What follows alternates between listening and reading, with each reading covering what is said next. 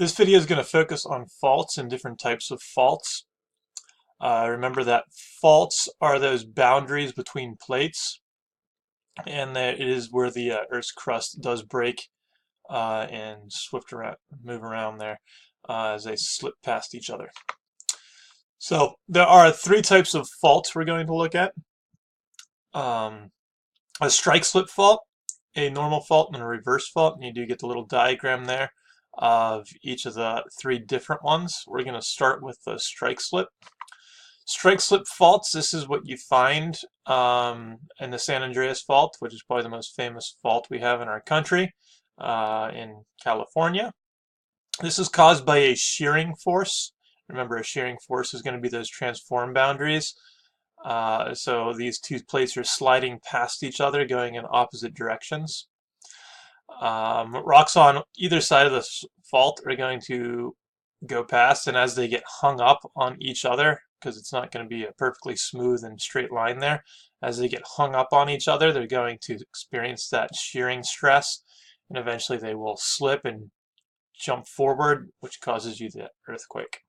So strike-slip faults are your shearing forces or your shearing stresses, as well as your transform boundaries. I'm going to move my picture out of the way there.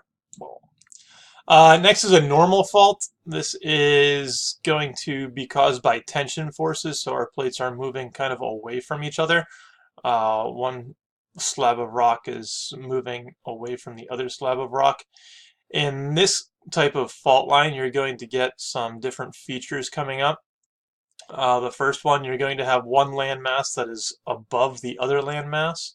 So one will be higher and one will be lower. The higher one is what we're going to refer to as the footwall, and the lower one is going to be known as the hanging wall.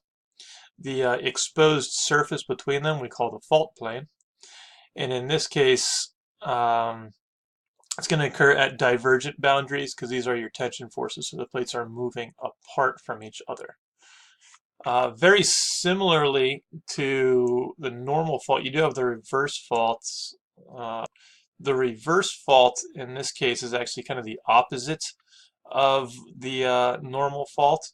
The reverse fault, the plates are actually compressing into each other, so your hanging wall and your footwall are kind of in a different direction there, and you kind of get more of a compression thing going on here, so they kind of get forcing one underneath the other as opposed to them pulling apart.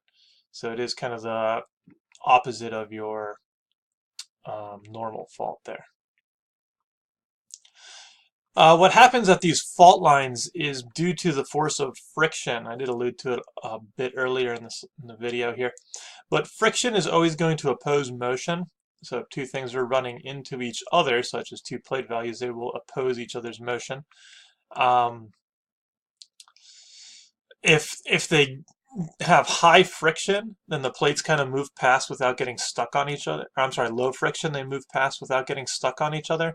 If they have a high friction, then the surfaces that they're rubbing against get stuck a lot, and therefore all that energy that is trying to move those plates gets held in that rock until it gets to the point where it can overcome the force of friction and therefore break free and jolt forward, which causes your earthquake. So your earthquakes are just caused by friction between the plates.